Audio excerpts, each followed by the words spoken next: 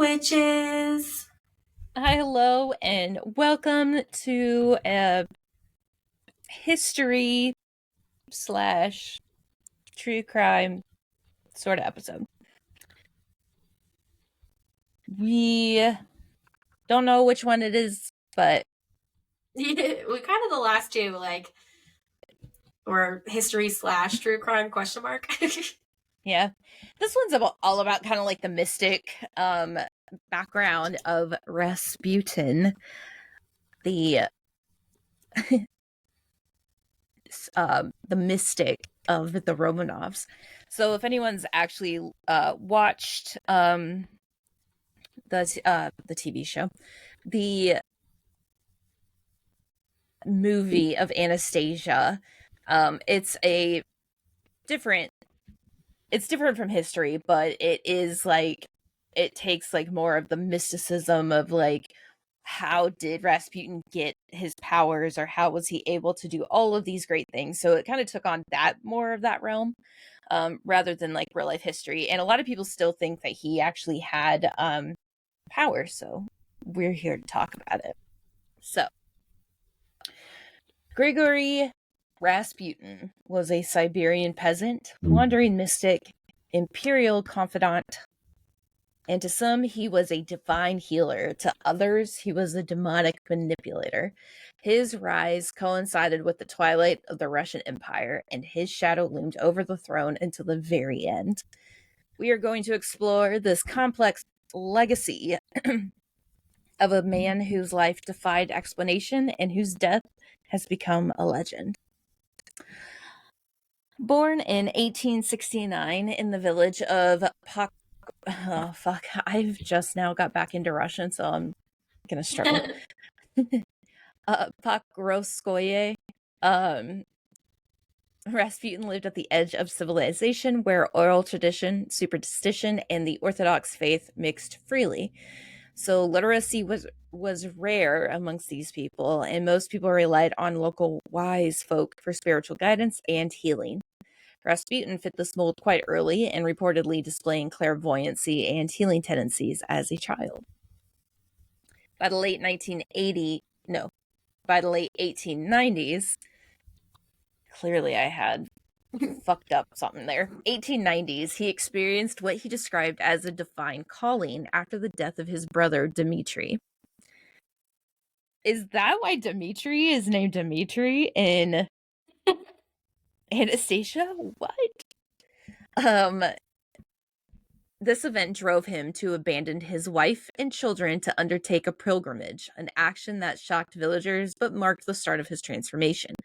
He sought spiritual insight at Russian Orthodox monasteries, though he never officially joined a monastic order. Rasputin gained notoriety across the Urals as a starets, a lay religious teacher with strong charisma. He amassed followers not through a doctrine, but through presence, his intense gaze, and his ability to connect with suffering and desire. By 1903, Rasputin had begun traveling around toward the capital. He entered St. Petersburg society at the height of its spiritual experimentation, where aristocrats dabbled in theosophy. Is that every time I see that word, I want to say theosophy. But I think it's Theophany? theosophy. Yeah. Theosophy. Damn it. You be alright? Theosophy. There we go. No. Seances and Eastern mysticism. Rasputin stood out amongst the few. He was unkempt, intense, and resolutely non-conforming. A lot of people will actually talk about how his intense gaze really just changed everything. And honestly, if you've never met somebody with like an intense gaze, it can get a little like uncomfortable when they just stare at you, like just eyes wide open, ready to go. So Yet his reputation for holiness intrigued influential figures such as Bishop Hermogen,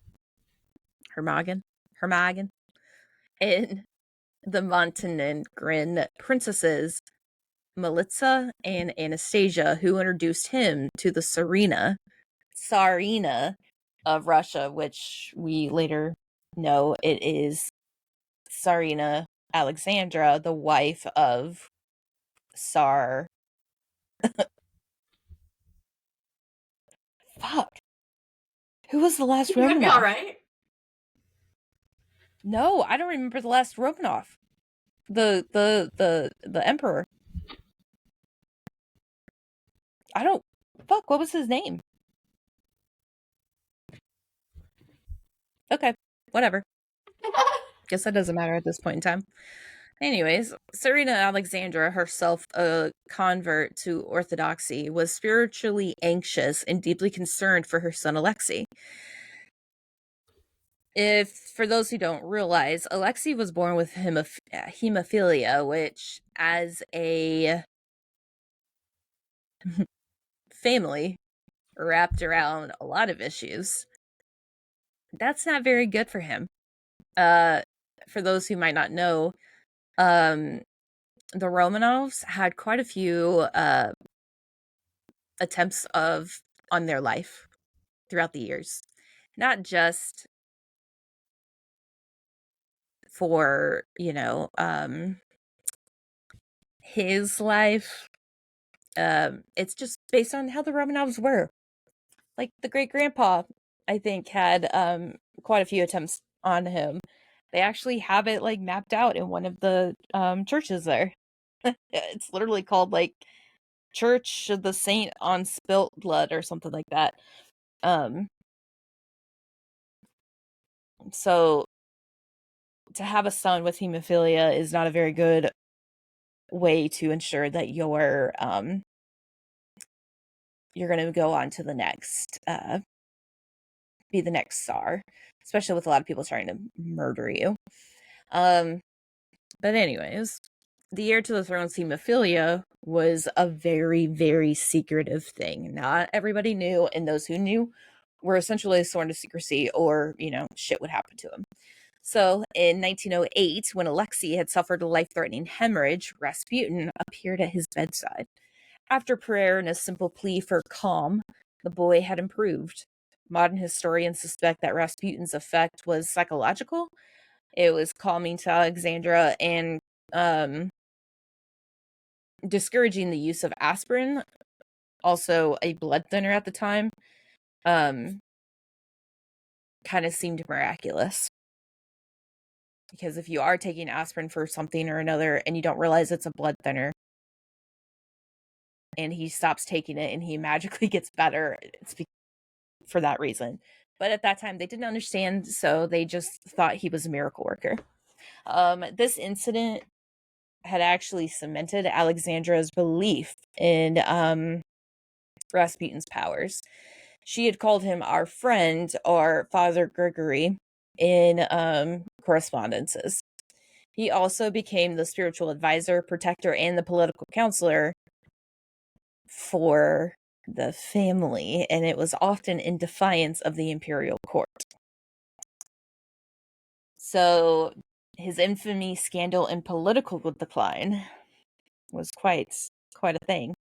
As Rasputin's influence grew, so did the resistance. His presence in high society was considered vulgar, a coarse peasant among the nobles. He reportedly accepted bribes and sexual favors in exchange for access to the Tsarina's ear.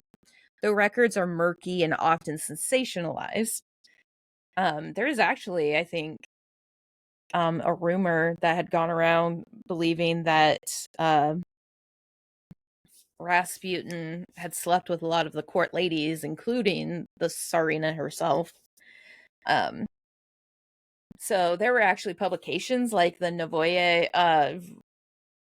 Vremya and the St. Petersburg Gazette that published lurid caricatures and anonymous testimonies of their time with Rasputin. In 1912, an official investigation instigated by Prime Minister Stolypin tried to remove Rasputin from court, but it failed. And Stolypin was assassinated months later. And whether or not it's because of like maybe the Tsars themselves felt the need to do this assassination, but they also, Rasputin himself actually had quite a bit of influence, especially because he had such access to the imperial court. But church leaders had attempted excommunication, and nobles had lobbied the Tsar. Even the Grand Duchess Maria Pavlovna called Rasputin a cancer in the court. But, Nicholas. Tsar Nicholas, oh my god. Listen, the Romanovs are like easily one of my favorite families in history. That's like part of the reason why I learned Russian in college. So, that's fair. I was really upset when I couldn't remember the fucking name. Tsar Nicholas II. But Nicholas II, bounded by faith and love, had remained steadfast. He believed Rasputin's presence held his son's life in the balance. So if you remember, this is at the height of like spiritualism, and of course he comes from a location that everyone believes in the mysticism, and he comes all the way from like bumfuck nowhere Siberia to St. Petersburg to be with essentially high society, and everyone's like, oh, look at this fun show or something like that. It's basically when I feel like there's like major not issues, but like major events that have happened across time in various areas, like with the Tudors, or there's always something that's like a mysticism at the time and it becomes the fad, the in thing, and then all of a sudden everything just changes and it's like, oh, never mind, I don't like that. Right. But so the Tsar himself was essentially kind of bewitched by Rasputin.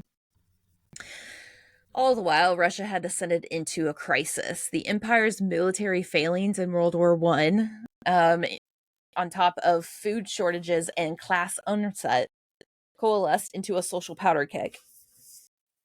Rasputin became the scapegoat, a cynic for the empire's ills and wrongdoings.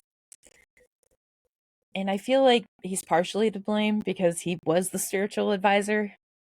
So, depending on what was said and who was requested information from, probably that's going to be the actual kicker in terms of these decisions that are being asked.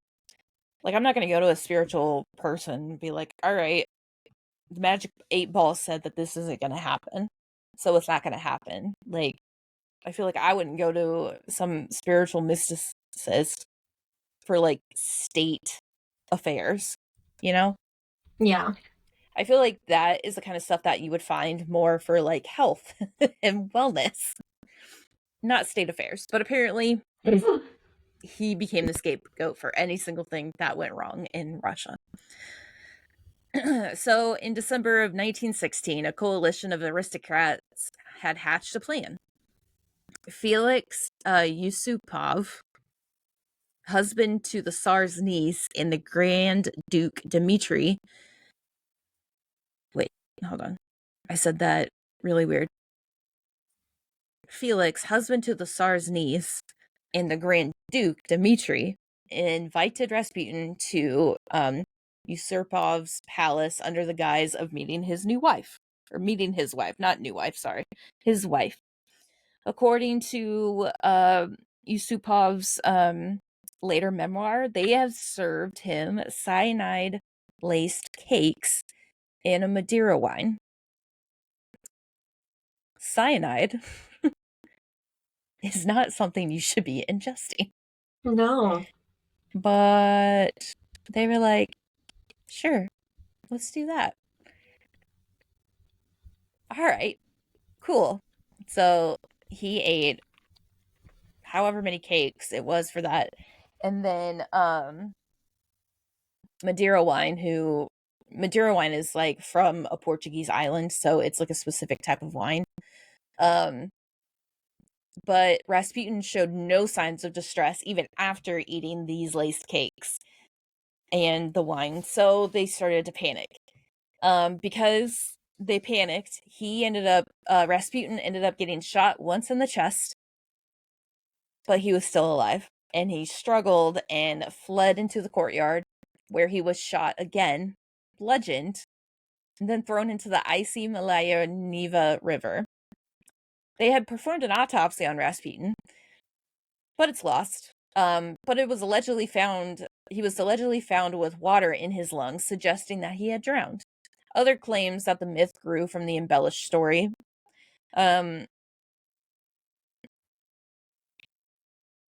But let's be real. He probably died from his gunshot wounds, but because he landed in the water, he probably just got water inside. But whatever. The assassination had actually sent shockwaves. But not the reassurance that they probably needed at this time.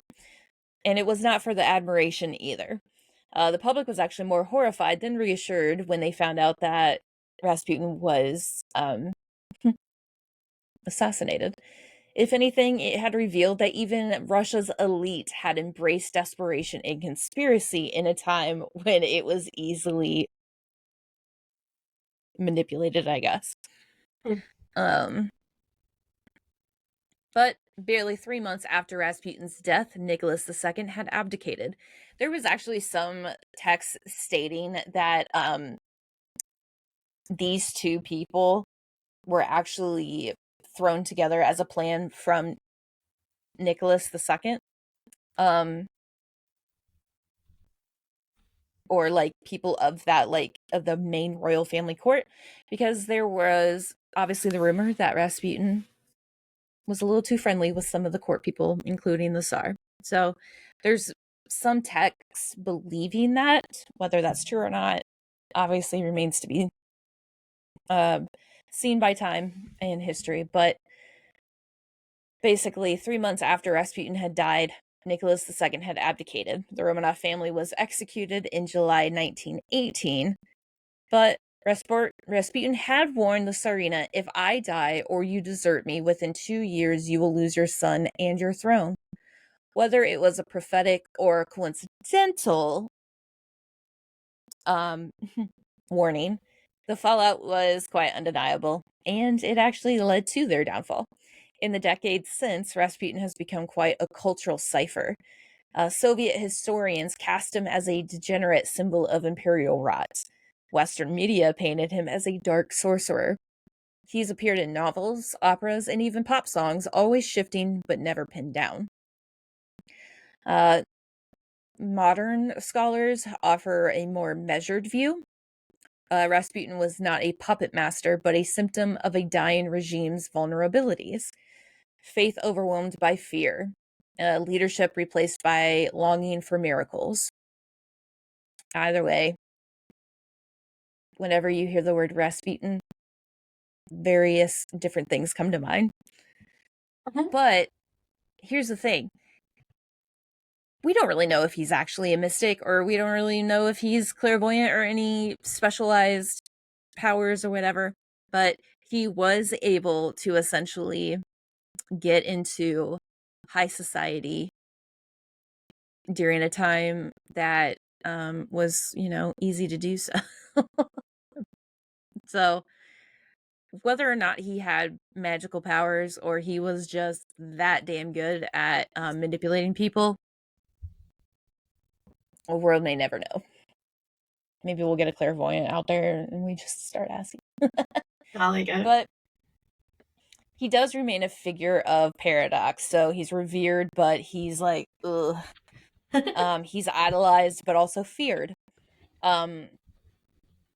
So was he the last whisper of mysticism in an age of revolution, or the storm that finally shook the Romanovs' rule loose and that led to their downfall? The world may never know. How many licks does it take to get to the center of a Tootsie Pop? The world may never know. But I think Purdue actually figured it out. Yeah, they made like a machine thing. Can you just imagine going to a school and then be like, look, we figured out how many licks it takes to get to the center of the Tootsie Pop. And it's like, oh, how many people did? Oh, we created a lick machine. What machine you say? You did what now? What kind of machine is this? I mean, shit's crazy. It really is. But yeah, it's actually, I don't know. So that's my little spear of Rasputin. Rah, rah, Rasputin. Da, da, da, da, da. Yeah, it's a pop song. That's the pop song they were talking about. But yeah, I don't know. I really like the psychological part of it. Yeah, it's really interesting. Because like you're coming from a backwoods, barely can fucking read sort of thing, and you're just like, watch me fuck everybody up. Watch this rule go down. It's crazy. But so there is your little spiel on the mystics and whether or not they're real. Just don't let your, just honestly, it's like a cult. That's exactly what it is. Don't fall for a cult. Yeah. So, okay. Until next time. Bye.